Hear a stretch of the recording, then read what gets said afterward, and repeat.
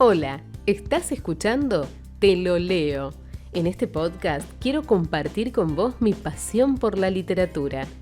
Cada episodio te acerca a cuentos, relatos o poemas de todos los tiempos y latitudes, elegidos por el simple placer de haberlos disfrutado. Soy Andrea Butler y espero que este también sea tu lugar.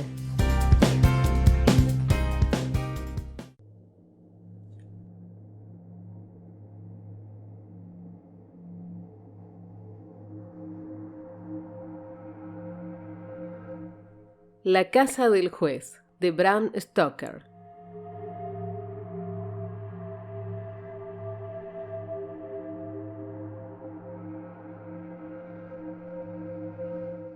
Próxima a la época de exámenes, Malcolm Malcolmson decidió ir a algún lugar solitario donde poder estudiar sin ser interrumpido.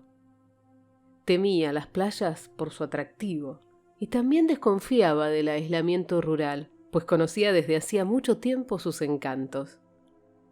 Lo que buscaba era un pequeño pueblo sin pretensiones, donde nada le distrajera del estudio.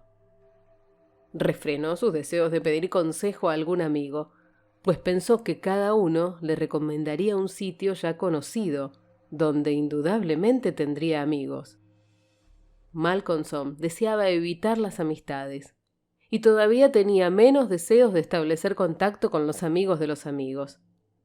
Así que decidió buscar por sí mismo el lugar. Hizo su equipaje, tan solo una maleta con un poco de ropa y todos los libros que necesitaba, y compró un billete para el primer nombre desconocido que vio en los itinerarios de los trenes de cercanías. Cuando al cabo de 3 horas de viaje se bajó en Benchurch, se sintió satisfecho de lo bien que había conseguido borrar sus pistas para poder disponer del tiempo y la tranquilidad necesarios para proseguir sus estudios. Acudió de inmediato a la única fonda del pequeño y soñoliento lugar y tomó una habitación para la noche. Benchurch era un pueblo donde se celebraban regularmente mercados, y una semana de cada mes era invadido por una enorme muchedumbre. Pero durante los restantes 21 días no tenía más atractivos de los que pueda tener un desierto.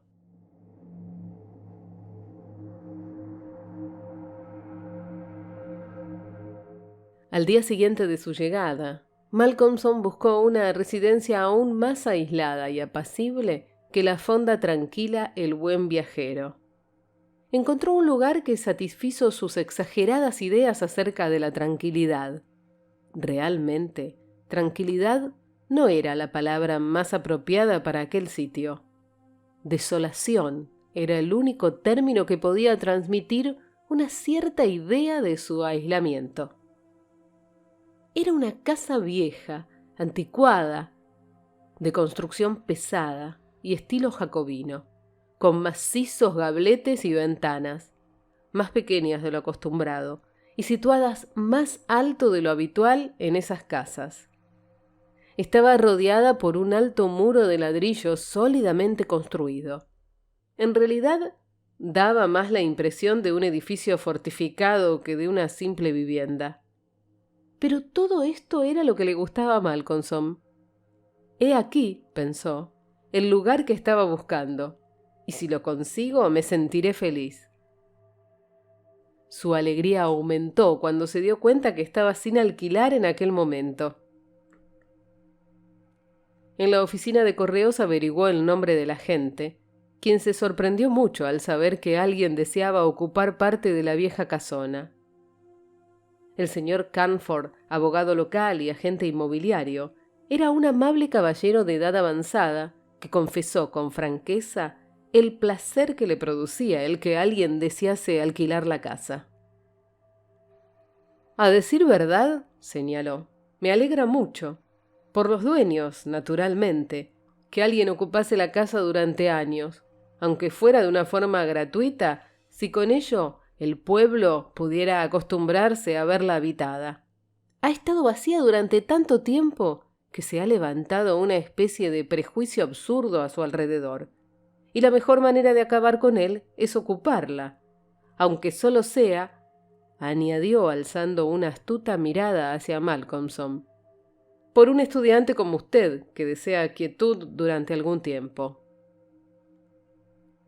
Malcolmson juzgó inútil pedirle detalles al hombre acerca del absurdo prejuicio. Sabía que podría conseguir más información en cualquier otro lugar. Pagó, pues, por adelantado el alquiler de 3 meses. Se guardó el recibo y el nombre de una señora que posiblemente se comprometiera a ocuparse de él, y se marchó con las llaves en el bolsillo. De ahí fue directamente a hablar con la dueña de la fonda, una mujer alegre y bondadosa, a la que pidió consejo acerca de qué clase y cantidad de víveres y provisiones necesitaría. Ella alzó las manos con estupefacción cuando él le dijo dónde pensaba alojarse. «¡En la casa del juez, no!», exclamó palideciendo. Él respondió que ignoraba el nombre de la casa, pero le explicó dónde estaba situada. Cuando hubo terminado, la mujer contestó: «Sí, no cabe duda que es el mismo sitio. Es la casa del juez». Entonces él le pidió que le hablase de la casa. ¿Por qué se llamaba así? ¿Y qué tenía ella en contra? La mujer le contó que en el pueblo la llamaban así porque hacía muchos años, no podía decir exactamente cuántos, puesto que ella era de otra parte de la región, pero debían ser al menos unos 100 o quizás más. Había sido el domicilio de cierto juez que en su tiempo inspiró gran espanto a causa del rigor de sus sentencias y de la hostilidad con la que siempre se enfrentó a los acusados en su tribunal.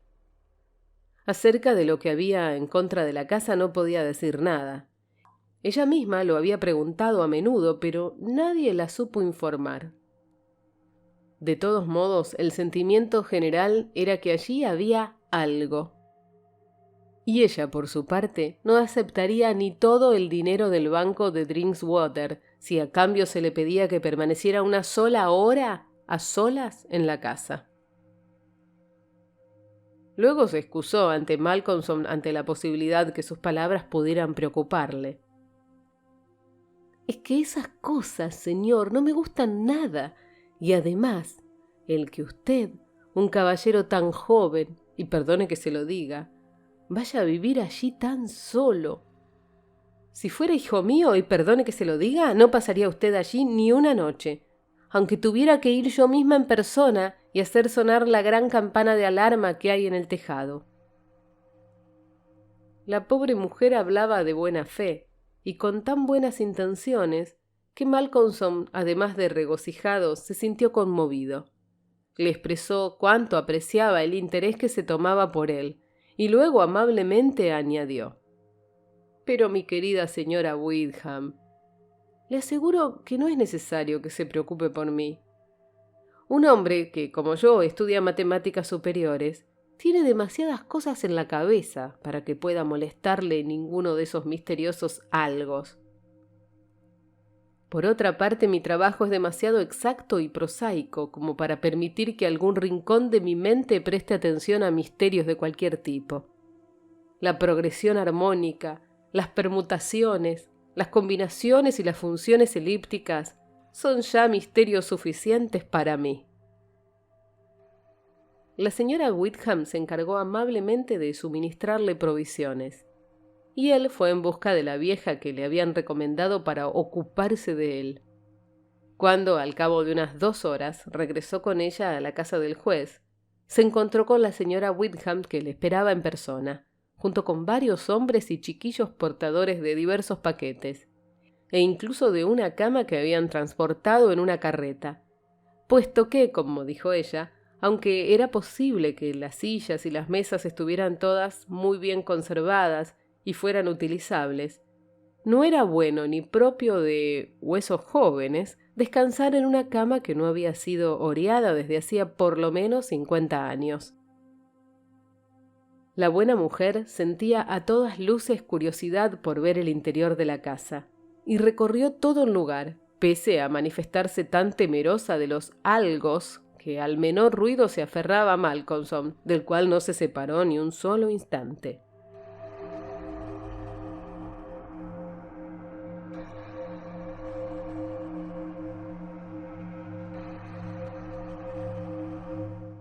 Tras examinar la casa, Malcolmson decidió ocupar el gran comedor, que era lo suficientemente espacioso como para satisfacer todas sus necesidades. Y la señora Wickham, con ayuda de la señora Dempster, la asistenta, procedió a ordenar las cosas. Una vez desempaquetados los bultos, Malcolmson vio que, con mucha y bondadosa previsión, la mujer le había enviado de su propia cocina provisiones suficientes para varios días. Antes de marcharse, la mujer expresó toda clase de buenos deseos, y ya en la misma puerta se volvió para decir: «Quizás, señor, puesto que la habitación es grande y con muchas corrientes de aire, puede que no le venga mal instalar uno de esos biombos grandes alrededor de la cama por la noche. Pero, la verdad sea dicha, yo me moriría de miedo si tuviera que quedarme aquí encerrada con toda esa clase de cosas que asomarán sus cabezas por los lados o por encima del biombo y se pondrán a mirarme». La imagen que acababa de evocar fue excesiva para sus nervios y huyó precipitadamente. La señora Dempster, con aires de superioridad, lanzó un despectivo resoplido cuando se hubo oído la otra mujer, y afirmó categóricamente que ella, por su parte, no se sentía en absoluto inclinada a atemorizarse ni ante todos los duendes del mundo. «Le diré a usted lo que pasa, señor», dijo. «Los duendes son toda clase de cosas, menos duendes, ratas, ratones y escarabajos, y puertas que crujen, y tejas caídas, y tiradores de cajones que aguantan firmes cuando usted tira de ellos y luego se caen solos en medio de la noche. Observe el zócalo de la habitación. Es viejo, tiene cientos de años. ¿Cree usted que no va a haber ratas y escarabajos ahí detrás? Claro que sí. ¿E imagina usted que no va a haberlos? Claro que no. Las ratas son los duendes, se lo digo yo, y los duendes son las ratas.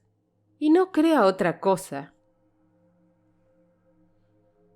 «Señora Dempster», dijo gravemente Malcolmson con una pequeña inclinación de cabeza, «sabe usted más que un catedrático de matemáticas.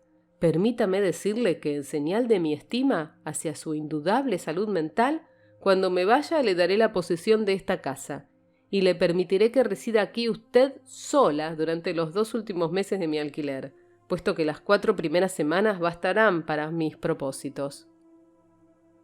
«Muchas gracias por su amabilidad, señor», respondió ella, «pero no puedo dormir ni una noche fuera de mi dormitorio. Vivo en la casa de caridad Greenhow, y si pasara una sola noche fuera de mis habitaciones, perdería todos los derechos de seguir viviendo allí. Las reglas son muy estrictas, y hay demasiada gente esperando una vacante para que yo me decida a correr el menor riesgo. Si no fuera por esto, señor, vendría con mucho gusto a dormir aquí para atenderle durante su estancia».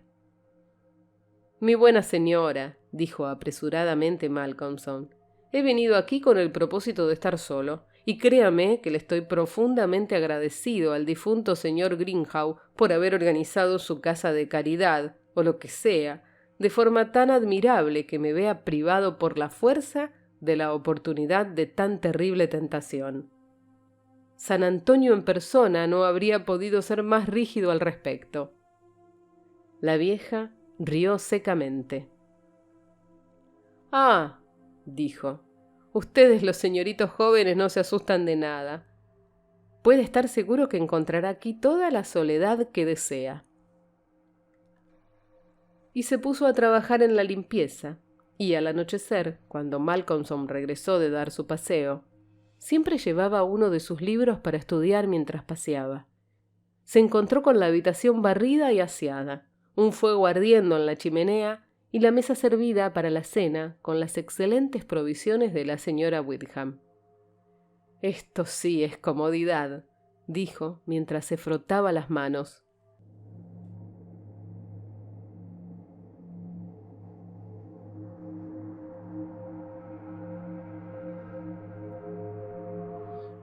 Tras terminar de cenar y poner la bandeja con los restos de la cena al otro extremo de la gran mesa de roble, volvió a sus libros.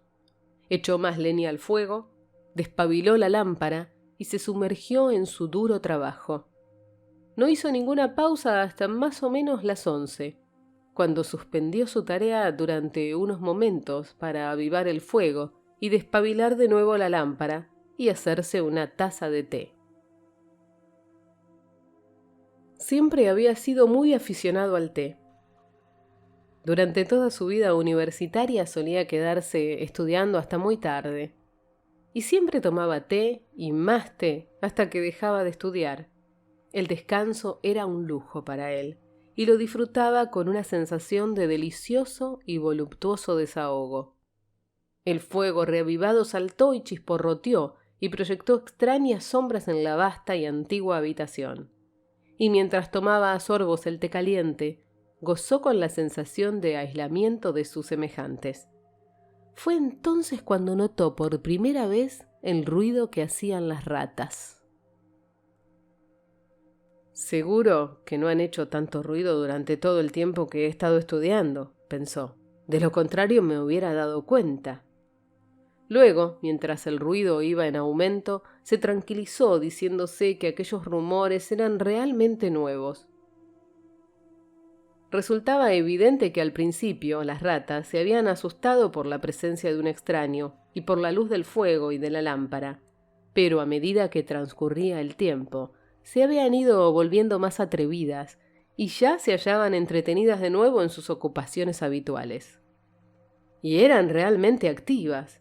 Subían y bajaban por detrás del zócalo que revestía la pared, por encima del cielo raso, por debajo del suelo. Se movían, corrían, bullían, roían y arañaban.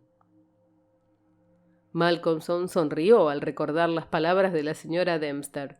Los duendes son las ratas y las ratas son los duendes.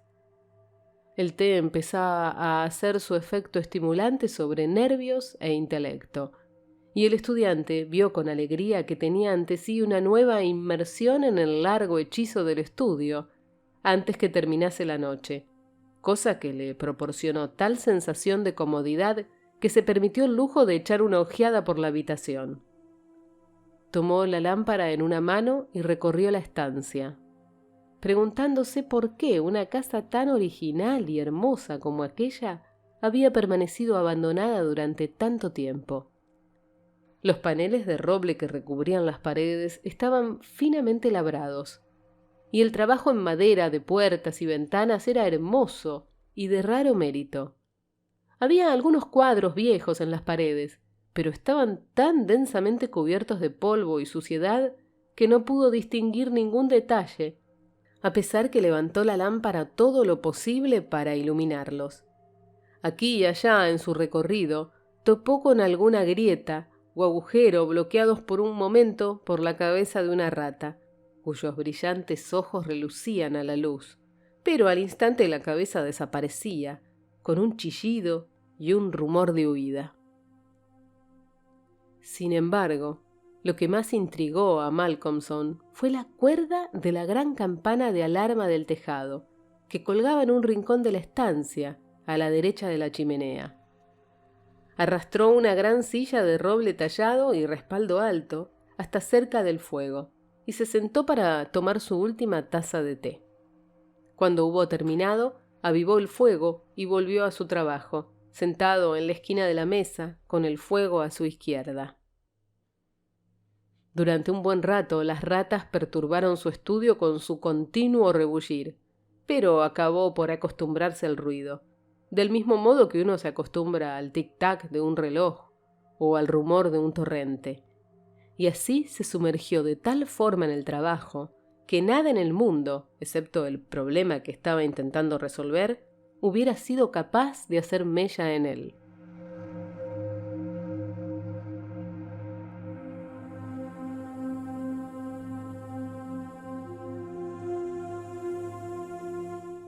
Pero de pronto, sin haber conseguido resolverlo aún, levantó la cabeza.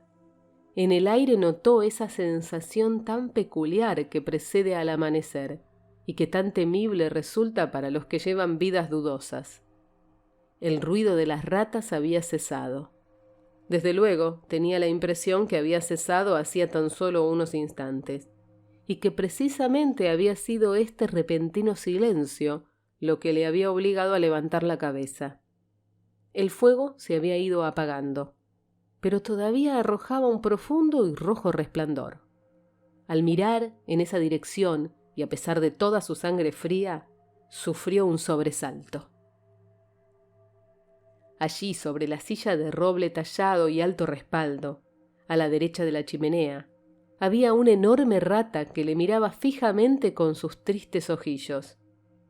Hizo un gesto para ahuyentarla, pero la rata no se movió, ante lo cual hizo ademán de arrojarle algo.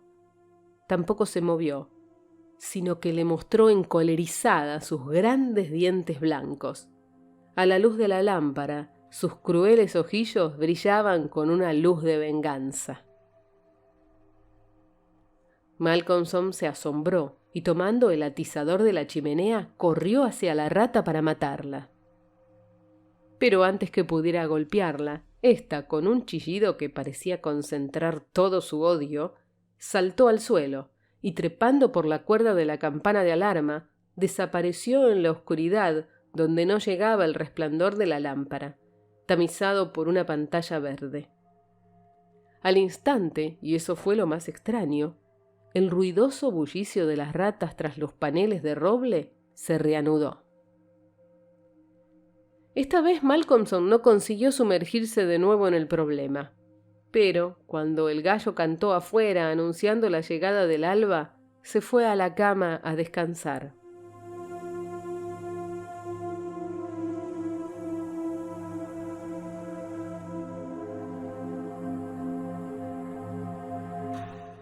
Durmió tan profundamente que ni siquiera se despertó cuando llegó la señora Dempster para arreglar la habitación. Solo lo hizo cuando la mujer, una vez barrida la estancia y preparado el desayuno, golpeó discretamente en el biombo que ocultaba la cama. Aún se sentía un poco cansado de su duro trabajo nocturno, pero una cargada taza de té lo despejó pronto, y tomando un libro salió a dar su paseo matutino, llevándose consigo unos bocadillos por si no le apetecía volver hasta la hora de la cena. Encontró un sendero apacible entre los olmos, y allí pasó la mayor parte del día estudiando su Laplace. A su regreso, pasó a saludar a la señora Wickham y a darle las gracias por su amabilidad. Cuando ella le vio llegar a través de una ventana de su Santa Sanctorum, emplomada con rombos de vidrios de colores, salió a la calle a recibirle y le pidió que pasase. Una vez dentro, le miró inquisitivamente y negó con la cabeza al tiempo que decía: «No debe trabajar tanto, señor. Esta mañana está usted más pálido que otras veces. Estar despierto hasta tan tarde y con un trabajo tan duro para el cerebro no es bueno para nadie. Pero dígame, señor, ¿cómo ha pasado la noche? Espero que bien.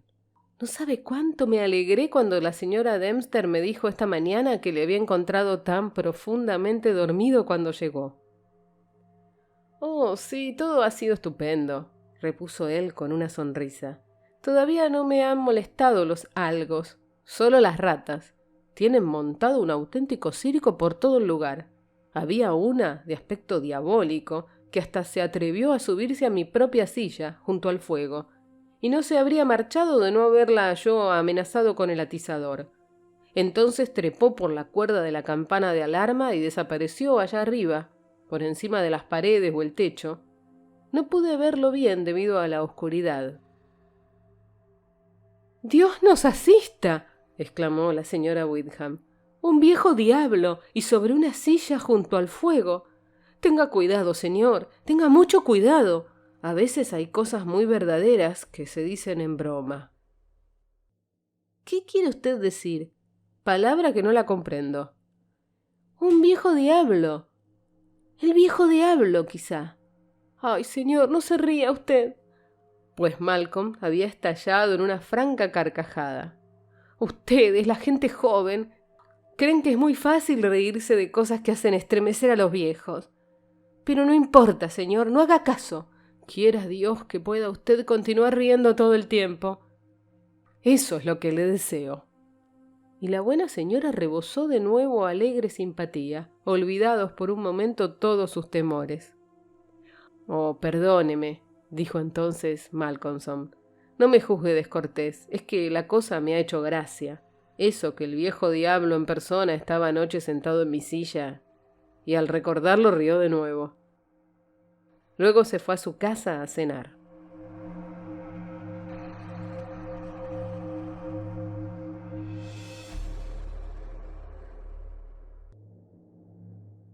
Aquella noche el rumor de las ratas empezó más temprano.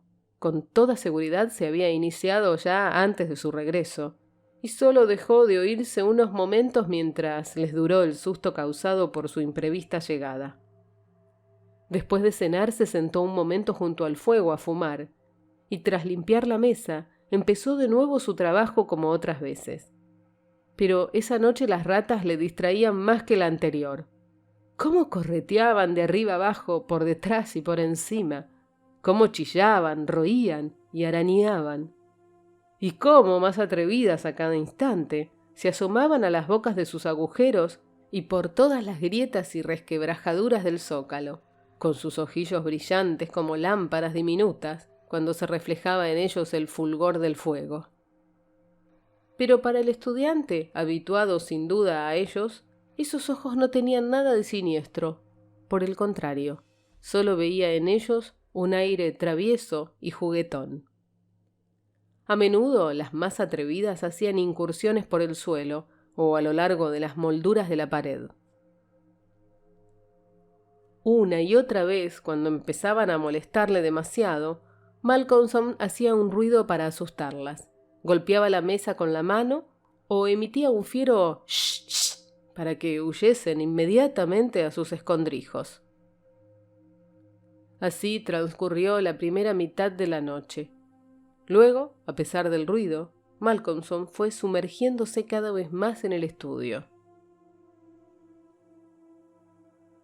De repente alzó la vista, como la noche anterior, dominado por una súbita sensación de silencio. No se oía ni el más leve ruido de roer, chillar o arañar. Era un silencio de tumba. Entonces recordó el extraño suceso de la noche anterior, e instintivamente miró a la silla que había junto a la chimenea. Una extraña sensación recorrió entonces todo su cuerpo. Allá, al lado de la chimenea, en la gran silla de roble tallado de respaldo alto, estaba la misma enorme rata mirándole fijamente con unos ojillos fúnebres y malignos. Instintivamente tomó el objeto que tenía más al alcance de su mano, unas tablas de logaritmos, y se lo arrojó. El libro fue mal dirigido y la rata ni se movió, así que tuvo que repetir la escena del atizador de la noche anterior. Y de nuevo la rata, al verse estrechamente cercada, huyó trepando por la cuerda de la campana de alarma. También fue muy extraño que la fuga de esta rata fuese seguida inmediatamente por la reanudación del ruido de la comunidad. En esta ocasión, como en la precedente, Malcolmson no pudo ver por qué parte de la estancia desapareció el animal, pues la pantalla de su lámpara dejaba en sombras la parte superior de la habitación y el fuego brillaba mortecino. Miró su reloj y observó que era casi medianoche y, no descontento del divertissement, avivó el fuego y se preparó una taza de té. Había trabajado perfectamente sumergido en el hechizo del estudio y se creyó merecedor de un cigarrillo. Así pues, se sentó en la gran silla de roble tallado junto a la chimenea y fumó con delectación. Mientras lo hacía, empezó a pensar que le gustaría saber por dónde lograba meterse el animal, ya que empezaba a acariciar la idea de poner en práctica al día siguiente algo relacionado con una ratonera. En previsión de ello, encendió otra lámpara y la colocó de forma que iluminase bien el rincón derecho que formaban la chimenea y la pared. Luego apiló todos los libros que tenía, colocándolos al alcance de la mano para arrojárselos al animal si llegaba el caso. Finalmente levantó la cuerda de la campana de alarma y colocó su extremo inferior encima de la mesa, pisándolo con la lámpara. Cuando tomó la cuerda en sus manos no pudo, por menos que notar, lo flexible que era, sobre todo teniendo en cuenta su grosor y el tiempo que llevaba sin usar. Se podría colgar a un hombre de ella, pensó para sí. Terminados sus preparativos, miró a su alrededor y exclamó satisfecho: «Ahora, amiga mía, creo que vamos a vernos las caras de una vez». Reanudó su estudio y, aunque al principio le distrajo el ruido que hacían las ratas, pronto se abandonó por completo a sus proposiciones y problemas. De nuevo fue reclamado de pronto por su alrededor. Esta vez no fue solo el repentino silencio lo que llamó su atención. Había, además, un ligero movimiento de la cuerda, y la lámpara se tambaleaba. Sin moverse, comprobó que la pila de libros estuviese al alcance de su mano, y luego deslizó su mirada a lo largo de la cuerda.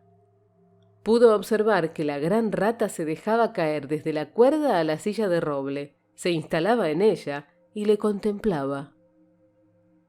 Tomó un libro con la mano derecha y, apuntando cuidadosamente, se lo lanzó. La rata, con un rápido movimiento, saltó de costado y esquivó el proyectil. Tomó entonces un segundo y luego un tercero y se los lanzó uno tras otro, pero sin éxito.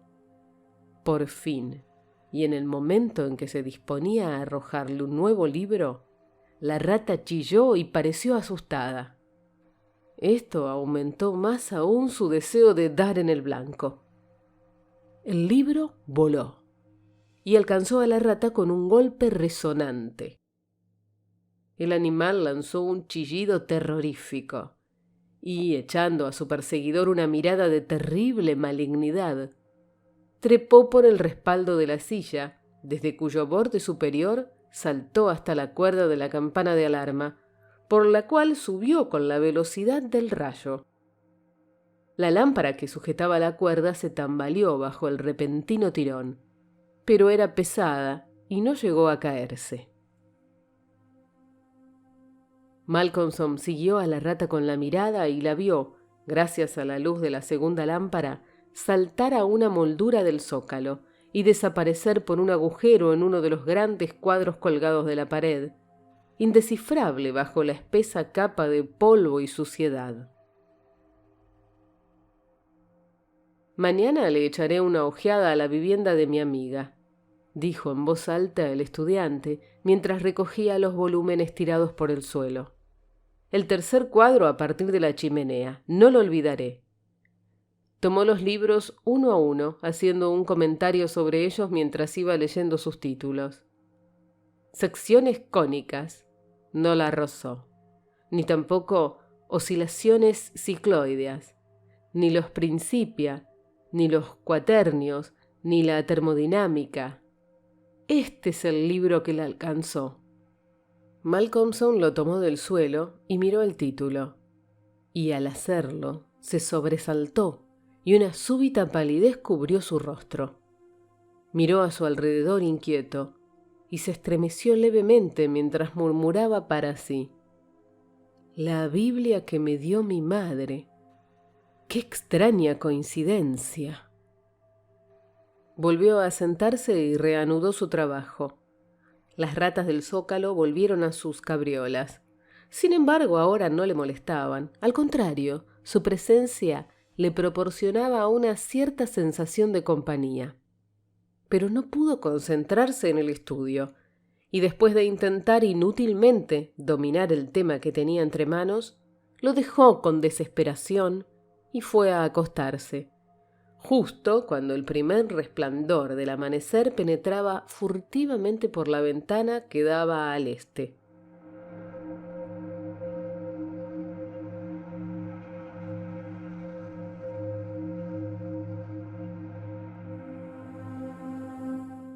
Durmió pesadamente pero inquieto, y soñó mucho. Cuando le despertó la señora Dempster, ya muy entrada la mañana, su aspecto era de haber descansado mal, y durante algunos minutos no pareció darse cuenta exacta de dónde se encontraba. Su primer encargo sorprendió bastante a la criada. «Señora Dempster, cuando me ausente hoy de casa quiero que tome la escalera, saque el polvo y limpie bien todos esos cuadros, especialmente el tercero a partir de la chimenea. Quiero ver qué hay en ellos». Hasta bien entrada la tarde estuvo Malcolmson estudiando a la sombra de los árboles. A medida que transcurría el día, notó que sus asimilaciones mejoraban progresivamente y fue volviendo al alegre optimismo del día anterior. Ya había conseguido solucionar satisfactoriamente todos los problemas que hasta entonces le habían eludido, y se encontraba en un estado tal de euforia que decidió hacer una visita a la señora Wickham en el Buen Viajero.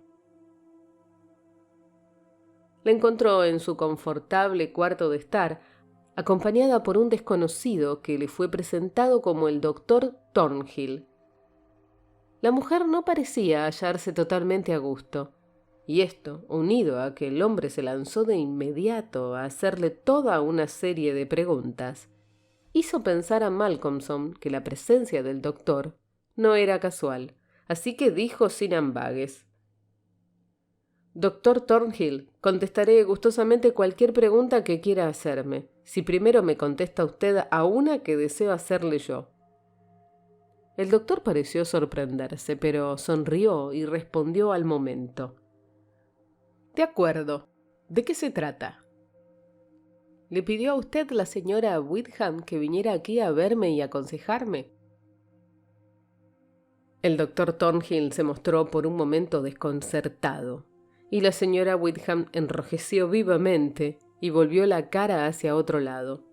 Sin embargo, el doctor era un hombre sincero e inteligente, y no dudó en contestar con franqueza: «Así fue, en efecto, pero no quería que usted se enterase.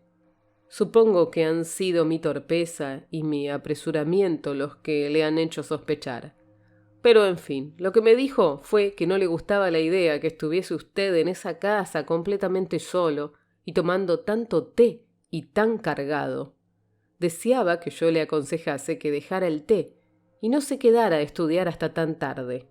Yo también fui un buen estudiante en mis tiempos, y por ello espero que me permita tomarme la libertad de darle un consejo sin ánimo de ofenderle, puesto que no le hablo como un extraño, sino como un universitario puede hablarle a otro». Malcolmson le tendió la mano con una radiante sonrisa. «Choque esos 5, como dicen en Norteamérica», exclamó. «Le agradezco mucho su interés, y también a la señora Wickham, y su amabilidad me obliga a pagarles en la misma moneda. Prometo no volver a tomar té cargado ni sin cargar hasta que usted me autorice, y esta noche me iré a la cama a la 1 de la madrugada, lo más tarde. ¿De acuerdo?» «Estupendo», dijo el doctor. «Y ahora cuénteme usted todo lo que ha visto en el viejo caserón». Malcolmson relató con todo detalle lo sucedido en las 2 últimas noches. Fue interrumpido de vez en cuando por las exclamaciones de la señora Wickham, hasta que finalmente, al llegar al episodio de la Biblia, toda la emoción reprimida de la mujer halló salida en un tremendo alarido, y hasta que no se le administró un buen vaso de coñac con agua, no se repuso. El doctor Thornhill lo escuchó todo con expresión de creciente gravedad, y cuando el relato llegó a su fin y la señora Wickham quedó tranquila, preguntó: «¿La rata siempre trepa por la cuerda de la campana de alarma?» «Sí, siempre». «Supongo que ya sabrá usted», dijo el doctor tras una pausa, «qué es esa cuerda». «No». «Es», dijo el doctor lentamente, «la misma que utilizaba el verdugo para ahorcar a las víctimas del cruel juez». Al llegar a este punto fue interrumpido de nuevo por otro grito de la señora Wickham, y hubo que poner otra vez en juego los medios para que volviera a recobrarse. Malcolmson, tras consultar su reloj, observó que ya era casi hora de cenar y se marchó a su casa tan pronto como ella se hubo recobrado. Cuando la señora Wickham volvió totalmente en sí, asaetó al doctor Thornhill con coléricas preguntas acerca de qué pretendía metiendo aquellas horribles ideas en la cabeza del pobre joven. «Ya tiene allí demasiadas preocupaciones», añadió. El doctor Thornhill respondió: «Mi querida señora, mi propósito es bien distinto. Lo que yo quería era atraer su atención hacia la cuerda de la campana y mantenerla fija allí. Es posible que se halle en un estado de gran sobreexcitación, por haber estudiado demasiado o por lo que sea, pero de todas formas me veo obligado a reconocer que parece un joven tan sano y fuerte, mental y corporalmente, como el que más. Pero luego están las ratas, y esa sugerencia del diablo». El doctor agitó la cabeza y prosiguió: «Me habría ofrecido a ir a pasar la noche con él, pero estoy seguro que eso le hubiera humillado. Parece que por la noche sufre algún tipo de extraño terror o alucinación, y de ser así deseo que tire de esa cuerda. Como está completamente solo, eso nos servirá de aviso y podremos llegar hasta él a tiempo de serle útiles. Esta noche me mantendré despierto hasta muy tarde y tendré los oídos bien abiertos». «No se alarme usted, señora Wickham, si Benchurch recibe una sorpresa antes de mañana». «Doctor, ¿qué quiere usted decir?» «Exactamente esto. Es muy posible, o mejor dicho probable, que esta noche oigamos la gran campana de alarma de la casa del juez». Y el doctor hizo un mutis tan efectista como se podía esperar.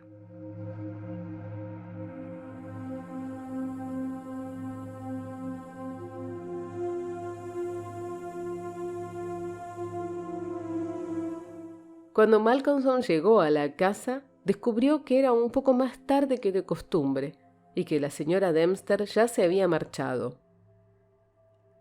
Las reglas de la casa de caridad Greenhow no eran de desdeñar. Se alegró mucho de ver que el lugar estaba limpio y reluciente. Un alegre fuego ardía en la chimenea y la lámpara estaba bien despabilada. La tarde era muy fría para el mes de abril y soplaba un pesado viento con una violencia que crecía tan rápidamente que podía esperarse una buena tormenta para la noche. El ruido que hacían las ratas cesó durante unos pocos minutos tras su llegada, pero tan pronto como se volvieron a acostumbrar a su presencia, lo reanudaron. Se alegró de oírlas, y una vez más notó que en su bullicioso rumor había algo que le hacía sentirse acompañado. Sus pensamientos retrocedieron hasta el extraño hecho que las ratas solo dejaban de manifestarse cuando aquella otra rata, la gran rata de ojillos fúnebres, entraba en escena. Solo estaba encendida la lámpara de lectura, cuya pantalla verde mantenía en sombras el techo y la parte superior de la estancia, de tal modo que la alegre y rojiza luz de la chimenea se extendía cálida y agradable por el pavimento y brillaba sobre el blanco mantel que cubría la mesa. Malcolmson se sentó a cenar con buen apetito y espíritu alegre. Después de cenar y fumar un cigarrillo, se entregó firmemente a su trabajo, decidido a que nada le distrajese, pues recordaba la promesa hecha al doctor y quería aprovechar de la mejor manera posible el tiempo que disponía. Durante más de una hora trabajó sin problemas, y luego sus pensamientos empezaron a desprenderse de los libros y a vagabundear por su cuenta. Las actuales circunstancias en las que se hallaba y la llamada de atención sobre su salud nerviosa no eran algo que pudiera despreciar. Por aquel entonces, el viento se había convertido ya en un vendaval, y el vendaval en una tormenta. La vieja casa, pese a su solidez, parecía estremecerse desde sus cimientos, y la tormenta rugía y bramaba a través de las múltiples chimeneas y los viejos gabletes, produciendo extraños y aterradores sonidos en los pasillos y las estancias vacías. Incluso la gran campana de alarma del tejado debía estar sufriendo los embates del viento, pues la cuerda subía y bajaba levemente, como si la campana estuviera moviéndose un poco, y el extremo inferior de la flexible cuerda azotaba el suelo de roble con un ruido duro y hueco. Al escucharlo, Malcolmson recordó las palabras del doctor.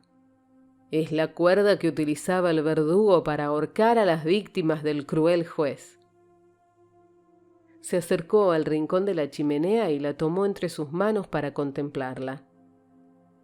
Parecía sentir como una especie de morboso interés por ella, y mientras la estaba observando, se perdió un momento en conjeturas sobre quiénes habrían sido esas víctimas y sobre el lúgubre deseo del juez de tener siempre ante su vista una reliquia tan macabra.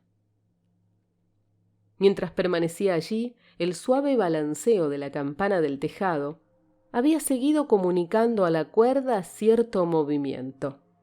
Pero ahora, de pronto, empezó a notar una nueva sensación, una especie de temblor en la cuerda, como si algo se estuviera moviendo a lo largo de ella. Levantó instintivamente la vista y vio a la enorme rata que lentamente bajaba hacia él mirándole con fijeza. Soltó la cuerda y retrocedió con brusquedad, mascullando una maldición. La rata dio la vuelta, trepó de nuevo por la cuerda y desapareció. Y en ese instante, Malcolmson se dio cuenta que el ruido de las ratas, que había cesado hacía un momento, volvía a comenzar.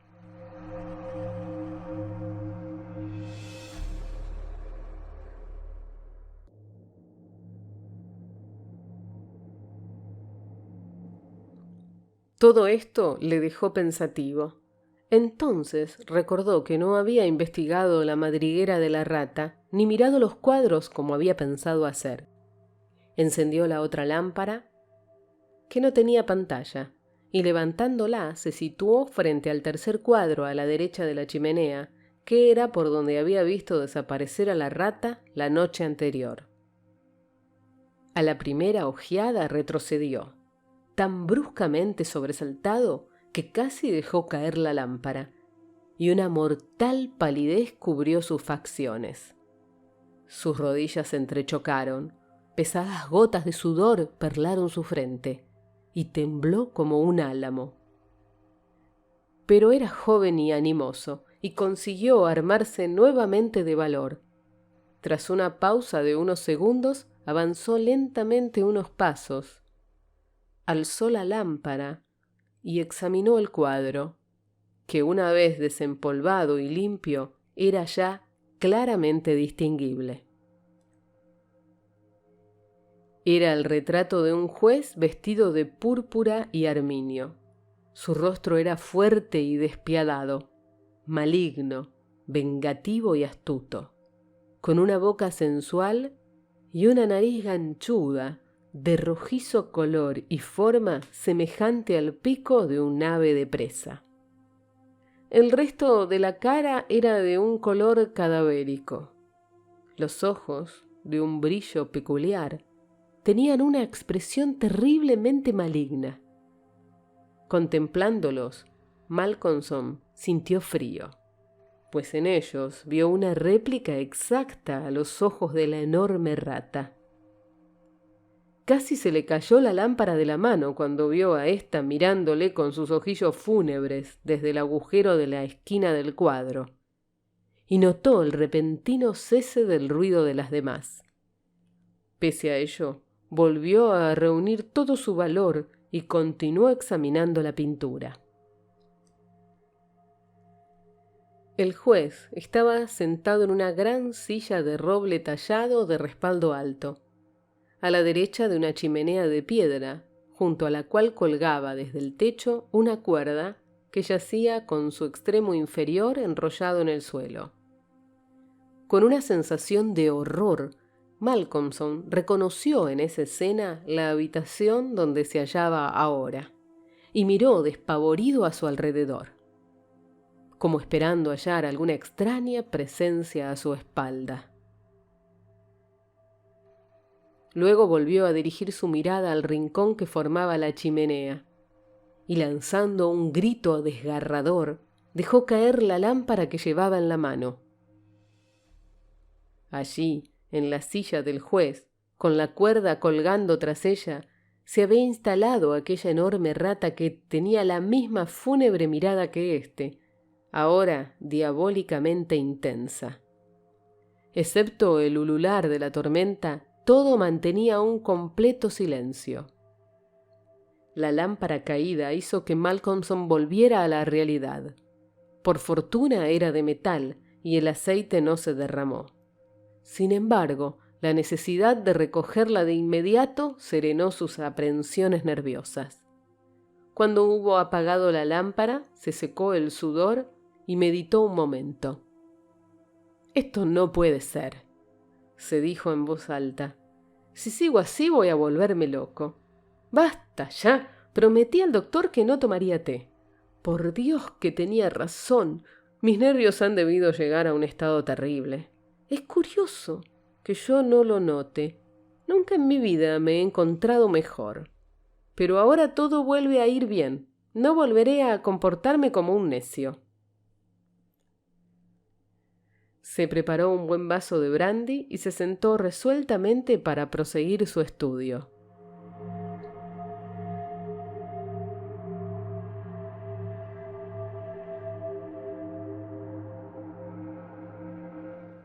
Llevaba así cerca de una hora cuando levantó la vista del libro, atraído por el súbito silencio. Sin embargo, el viento ululaba y rugía más fuerte que nunca, y la lluvia golpeaba en ráfagas los cristales de las ventanas como si fuera granizo. En el interior de la casa, sin embargo, no se oía nada, excepto el eco del viento bramando por la gran chimenea como un arrullo de la tormenta. El fuego casi se había apagado. Ardía ya sin llama, arrojando solo un resplandor rojizo. Malcolmson escuchó con atención, y entonces oyó un tenue y chirriante ruido, casi inaudible. Provenía del rincón de la estancia donde colgaba la cuerda, y el estudiante pensó que debía producirlo el roce de la cuerda contra el suelo, cuando el balanceo de la campana la hacía subir y bajar. Sin embargo, al mirar hacia allí, observó sorprendido que la rata, agarrada a la cuerda, la estaba royendo. La cuerda estaba ya casi roída por completo. Se podía ver un color más claro en el punto donde las hebras internas habían quedado al descubierto. Mientras observaba, la tarea quedó completada y la cuerda cayó con un chasquido sobre el piso de roble, al tiempo que, por un instante, la gran rata permanecía colgada, como una monstruosa borla o campanilla, del cabo superior, que empezó a balancearse a uno y otro lado. Malcolmson sintió por un momento otra oleada brusca de terror al darse cuenta que la posibilidad de comunicarse con el mundo exterior y pedir auxilio había quedado cortada. Pero este sentimiento fue reemplazado enseguida por una intensa cólera, y agarrando el libro que estaba leyendo, lo arrojó contra la rata. El tiro iba bien dirigido, pero antes que el proyectil pudiera alcanzarla, la rata se dejó caer y aterrizó en el suelo con un blando ruido. Malcolmson se abalanzó al instante sobre ella, pero el animal salió disparado y desapareció en las sombras de la estancia. Malcolmson comprendió que el estudio había terminado, al menos por aquella noche, y decidió alterar la monotonía de su vida con una cacería de ratas.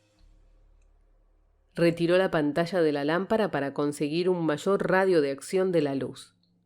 Al hacerlo, se disiparon las tinieblas de la parte superior de la estancia, y ante aquella invasión de luz, cegadora en comparación con la oscuridad anterior, los cuadros de la pared destacaron limpiamente.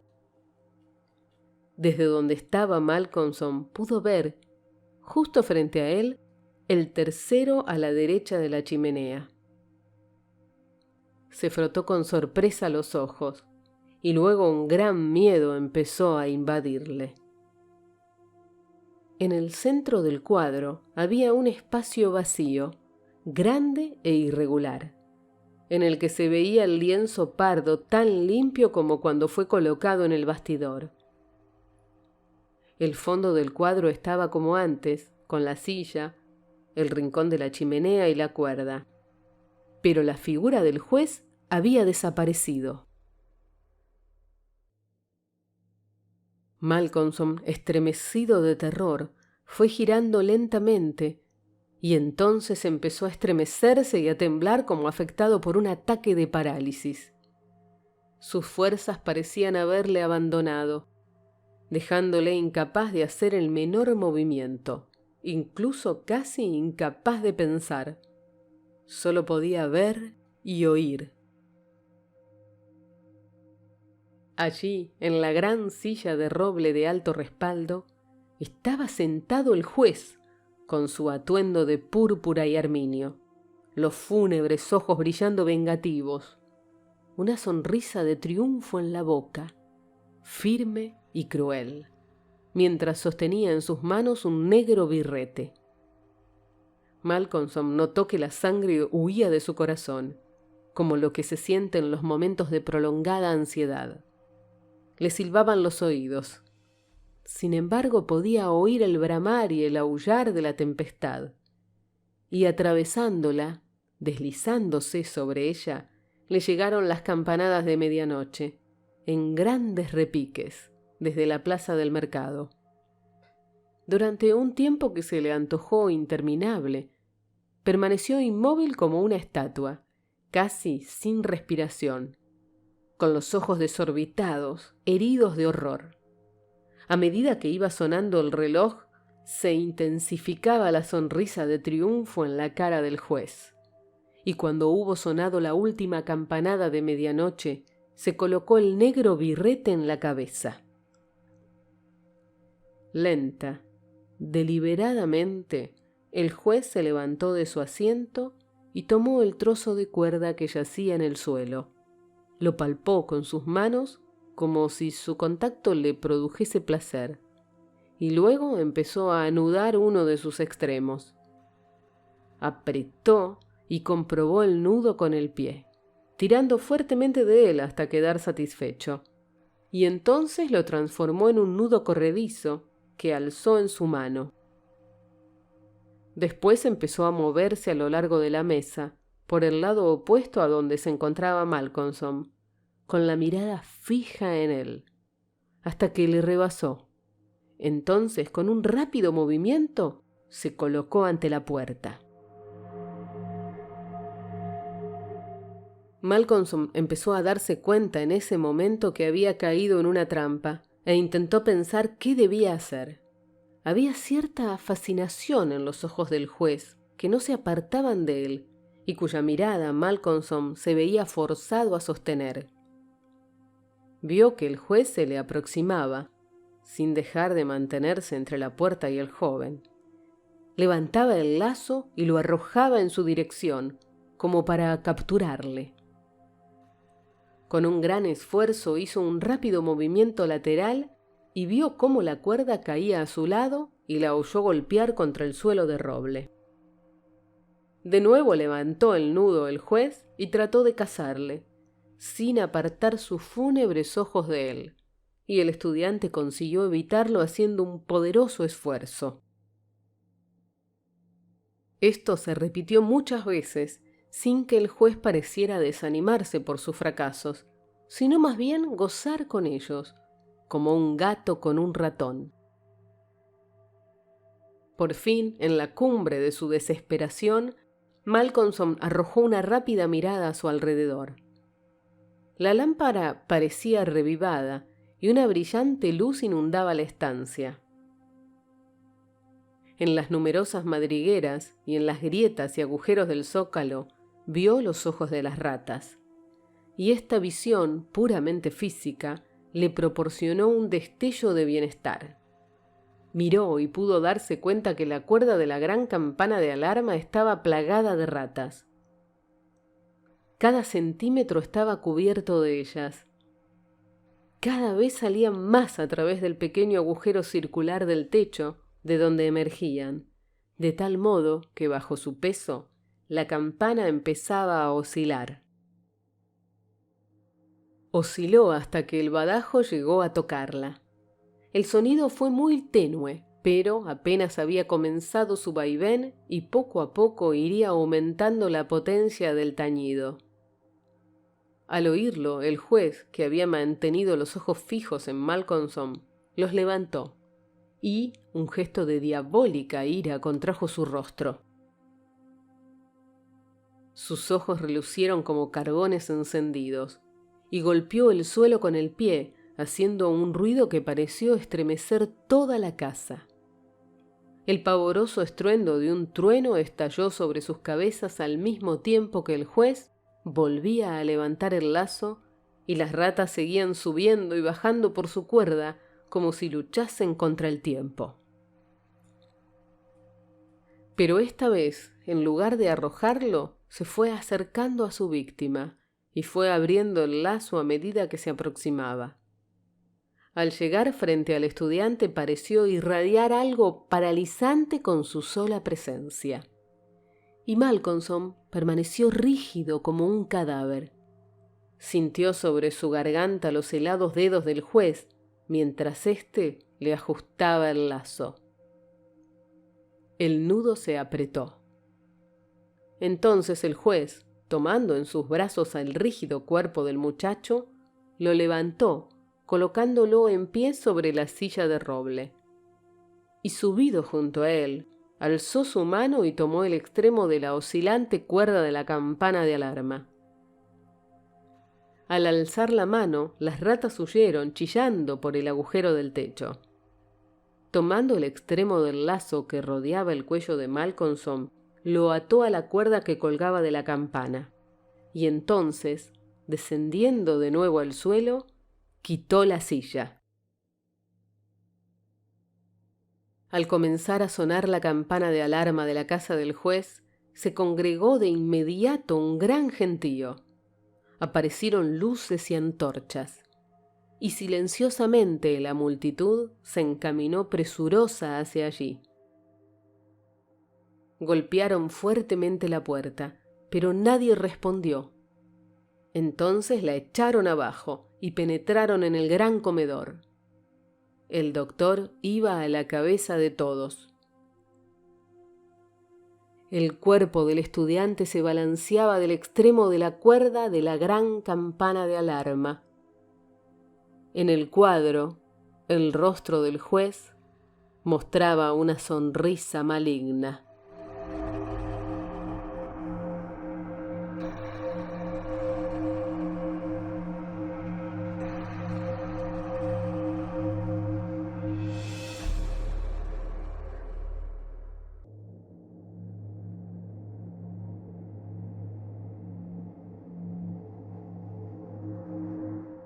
Si te gustó este audio, suscríbete, es fácil y rápido.